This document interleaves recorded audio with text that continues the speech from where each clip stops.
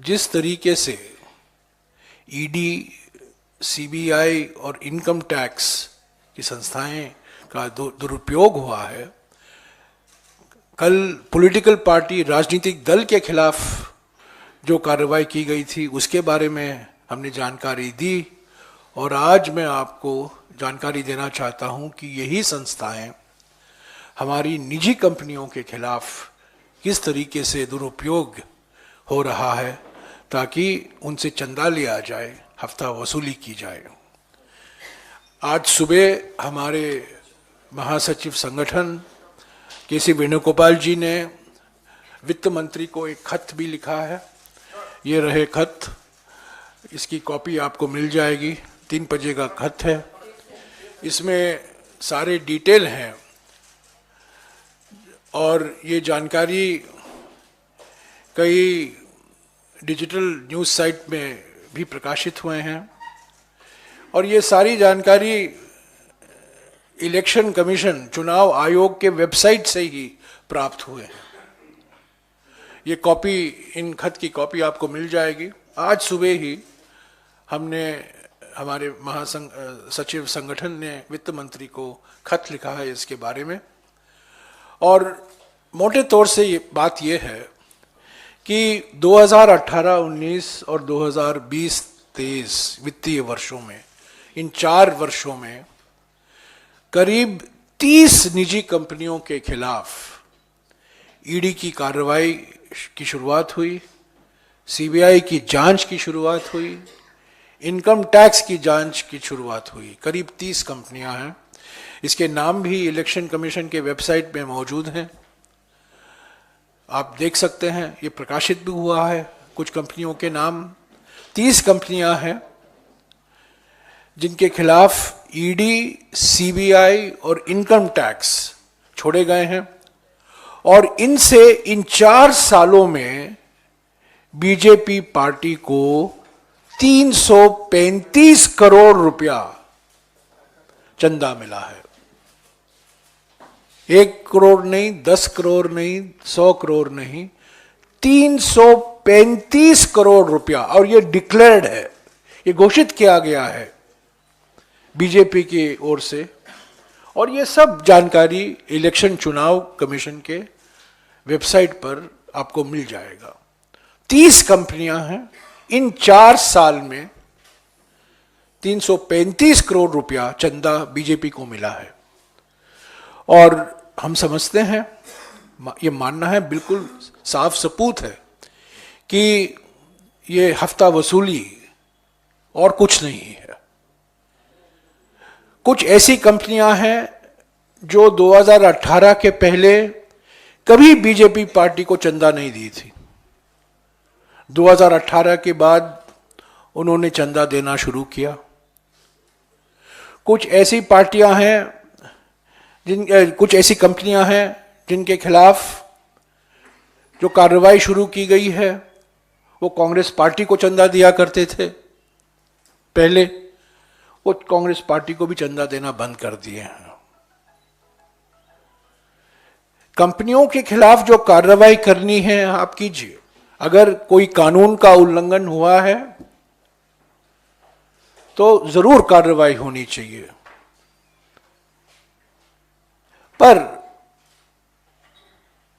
धमकी देकर, ईडी के द्वारा धमकी देकर, सीबीआई के द्वारा धमकी देकर और इनकम टैक्स के द्वारा धमकी देकर उन्हीं कंपनियों से, उन्हीं निजी कंपनियों से चंदा देना, मैं समझता हूं ये बिल्कुल साफ दर्शाता है कि मूल मकसद क्या था। ईडी, सीबीआई और इनकम टैक्स की जांच का मूल मकसद यही था, हफ्ता वसूली। ये ब्लैकमेल की राजनीति का एक मिसाल है। तो हमारे ओर से, हमारे महासचिव संगठन ने वित्त मंत्री को लिखा है कि ये बिल्कुल नामुमकिन है। हालांकि मोदी है तो मुमकिन है, ऐसे ही जो कारनामे होते हैं इन्हीं के कार्यकाल में हुआ है। कभी किसी राजनीतिक दल का खाता बंद नहीं हुआ है, किसी पर इनकम टैक्स का नोटिस इतनी भारी मात्रा में नहीं आया है, और इस तरह किसी निजी कंपनियों के खिलाफ कार्रवाई नहीं की गई है ताकि उनसे आप चंदा हासिल करें। तो हमने इसकी जांच की मांग की है। हमने सवाल भी उठाए हैं वित्त मंत्री से, जो आप पढ़ेंगे। तो हमने 3 सवाल उठाए हैं। एक सवाल तो यह है कि क्या आपने तो अर्थव्यवस्था पर श्वेत पत्र प्रकाशित किया, क्या आप हफ्ता वसूली पर एक श्वेत पत्र प्रकाशित करेंगे? क्या जनता को विश्वास में लेंगे कि आपके पार्टी को चंदा मिला है, कहां कहां से चंदा मिला है? और ये विषय और भी महत्व रखता है क्योंकि सुप्रीम कोर्ट ने कहा है कि इलेक्ट्रल बॉन्ड परियोजना हमारे संविधान के खिलाफ है। दूसरा जो सवाल हमने उठाया है कि आप अगर, जैसे कि आप दावा करते हैं कि आपका फाइनेंसिंग, दल का पार्टी का फाइनेंसिंग बिल्कुल पारदर्शिता से होता है, आपको कोई छुपाने की जरूरत नहीं है। अगर ये बात सही है कि जो जानकारी आई है चुनाव आयोग के वेबसाइट में, जो जानकारी ली गई है इन न्यूज़ पोर्टल के द्वारा, क्या उसका आप खंडन करेंगे?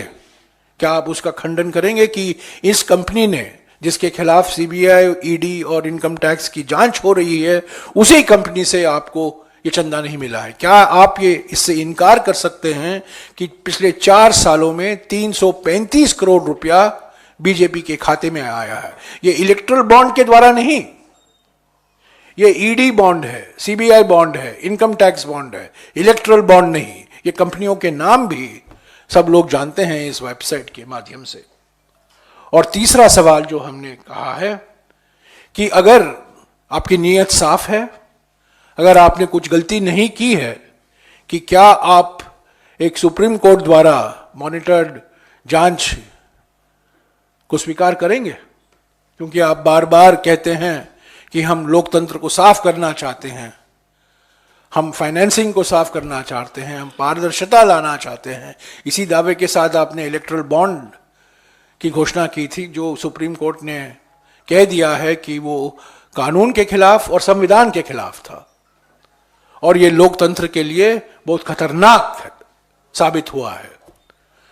तो क्या, अगर आपकी नीयत साफ है, अगर आप कुछ छुपाने के लिए कुछ नहीं है, तो इन 3 सवाल जो कांग्रेस पार्टी ने उठाए हैं और हमारे महासचिव संगठन ने वित्त मंत्री को लिखा है, क्या उसका जवाब आप देंगे कि नहीं? तो साथियों, संक्षिप्त में मैं फिर से दोहराऊंगा, एक तरफ उत्पीड़न और प्रतिशोध की राजनीति कांग्रेस पार्टी के खिलाफ, उसको आर्थिक रूप से अपंग करने की प्रयास, और दूसरी तरफ निजी कंपनियों के खिलाफ ईडी, सीबीआई और इनकम टैक्स का दुरुपयोग ताकि उनसे हफ्ता वसूल हो। मोदी सरकार की नीति साफ है, एक कंपनी को फायदा, बाकी कंपनियों को पीड़ा। एक कंपनी को फायदा, जो कंपनी मुंबई अंतरराष्ट्रीय एयरपोर्ट को कब्जा में करती है, और जो प्रमोटर थे, जो मुंबई एयरपोर्ट को लागू कर रहे थे, उनके खिलाफ ईडी और सीबीआई की जांच करवाई, और वो बेचारा कहा कि हमसे इससे कुछ लेना देना नहीं है, अगर आप मुंबई एयरपोर्ट लगाना चाहते हो, ये लीजिए मुंबई एयरपोर्ट की चाबी। धमकी लेकर उस कंपनी ने मुंबई एयरपोर्ट पर कब्जा पाया। तो एक कंपनी को फायदा और बाकी सारे कंपनियों को पीड़ा, ईडी, सीबीआई और इनकम टैक्स संस्थाओं के द्वारा। और अगर आपको राहत चाहिए तो बीजेपी को चंदा दीजिए। 335 करोड़ रुपया ऐसे ही इकट्ठा हुआ है। यह हफ्ता वसूली रणनीति है, हफ्ता वसूली पार्टी है, हफ्ता वसूली सरकार है। तो ये लोकतंत्र को कमजोर करता है, ये लोकतंत्र के खिलाफ है। और बिल्कुल साफ है कि प्रधानमंत्री, गृह मंत्री, भारतीय जनता पार्टी कुछ भी कदम लेने के लिए तैयार हैं जो गैर कानूनी हैं, जो हमारे संविधान के खिलाफ हैं, लोकतंत्र तांत्रिक सिद्धांतों के खिलाफ हैं, ताकि वो किसी भी हालत में सत्ता में वापस लौट आएं। पर हम समझते हैं कि जनता जान गई है, इन सब कारनामों से तंग आ गई है। और आज आप देख रहे हैं किसानों के खिलाफ राष्ट्रीय सुरक्षा कानून लगाने की घोषणा भी हुई है, नेशनल सिक्योरिटी एक्ट लागू करने की घोषणा हुई है। एक हमारे प्रधानमंत्री हुआ करते थे जिन्होंने नारा दिया था हमारे देश को, जय जवान। और आज हमारे देश में एक प्रधानमंत्री हैं जो नारा दे रहे हैं, जेल जवान, जेल किसान। जय किसान नहीं, जेल किसान। तो यह हकीकत है, बौखलाई हुई है, घबराई हुई है, परेशानी में है मोदी सरकार। बहुमत दिखाई नहीं दे रही है, कुछ भी कहें, 370, 400, कोई नंबर, कोई आंकड़ा लें, पर वो जान गई है कि सत्ता में आना उनका वापसी बहुत मुश्किल हो रहा है दिन बाय दिन। तो यही वजह है कांग्रेस पार्टी के खाते को बंद करना, निजी कंपनियों को तंग करना, किसानों को जेल में डालना। ये सब असली चेहरा मोदी सरकार का देश के सामने दिखाई दे रहा है। ये खत की कॉपी आपको मिल जाएगी जो अंग्रेजी में और हिंदी में दोनों में आज हमारे महासचिव संगठन ने वित्त मंत्री को भेजा है। शुक्रिया। Just circulate all the letters. Yeah. हाँ जी,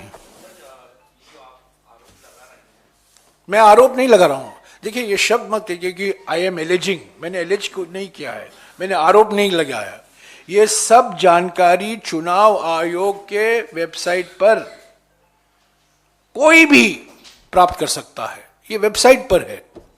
ये पार्टी द्वारा जानकारी दी गई है, ये कंपनियों का नाम है किनके खिलाफ ईडी, सीबीआई और इनकम टैक्स की जांच हो रही है, वो भी पब्लिक में है।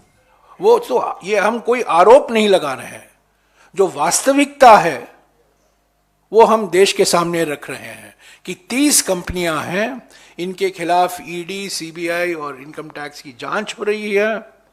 और इन्हीं 30 कंपनियों ने पिछले 4 वित्तीय सालों में 335 करोड़ रुपया चंदा बीजेपी को दिया है। उस पर सवाल है, तो ये आरोप नहीं है, ये सवाल है।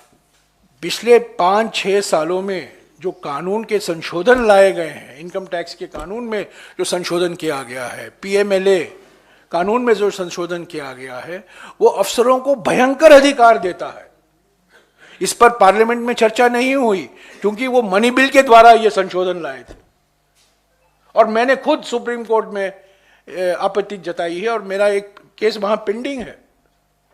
सारे के सारे संशोधन, मनी लॉन्ड्रिंग एक्ट के संशोधन, इनकम टैक्स एक्ट के संशोधन, सारे के सारे संशोधन मनी बिल के द्वारा लाए गए हैं ताकि राज्यसभा में उसका कोई चर्चा ना हो और उस पर कोई बहस ना हो। तो ये जो अधिकार दिए गए हैं, भयंकर अधिकार दिए गए हैं अफसरों के हाथ में, भयंकर अधिकार दिए गए हैं। इंडिया गठबंधन की सरकार आएगी, ये सारे संशोधनों का, इसकी समीक्षा हम करेंगे और जो अधिकारी हैं उनको जो हक दिया गया है उसकी हम जरूर दोबारा उस पर हम विचार करेंगे। 30 कंपनी आप बात कर रहे हैं, क्या आप लोग उनके टच में हैं और नहीं, मैं उनके टच में नहीं हूं। ये 30 कंपनियां की लिस्ट अगर आपको चाहिए, आप वेबसाइट पर जाइए। जिस डिजिटल वेबसाइट को बड़े धैर्यशाली थे, वो मेन स्ट्रीम मीडिया के नहीं थे, पर उन्होंने इन 30 कंपनियों को नाम भी दिए हैं, मेरे पास है वो नाम।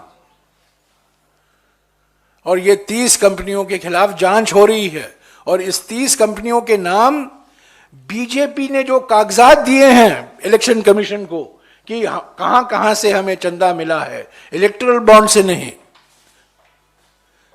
और कहीं से जो चंदा आता है उसको डिक्लेयर करना पड़ता है। तो ये सब इलेक्शन कमीशन के वेबसाइट से ही हासिल की गई जानकारी है। हम कंपनियों से हमारा कुछ लेना देना नहीं है। मैं आपको बता दूं कि इन 30 कंपनियों में से सिर्फ 3 या 4 कंपनियां हैं जो कांग्रेस पार्टी को चंदा दिया करते थे। ज्यादातर इन 30 कंपनियों में से 23 कंपनियां हैं, 30 में से 23 कंपनियां हैं जिन्होंने 2018 के पहले बीजेपी को कुछ चंदा नहीं दिया था। मैं आपको और जानकारी दूंगा, ये 23 कंपनियां जो हैं 2018 के पहले बीजेपी के साथ उनका कोई ताल्लुकात नहीं था, पर 2018 के बाद इन 23 कंपनियों ने करीब 188 करोड़ रुपया 188 करोड़ रुपया चंदा दिया है इन 23 कंपनियों ने, जो 2018 तक कोई नाता नहीं था। जांच शुरू हुई, ईडी, सीबीआई, इनकम टैक्स छोड़े गए और 188 करोड़ रुपया बीजेपी को मिला।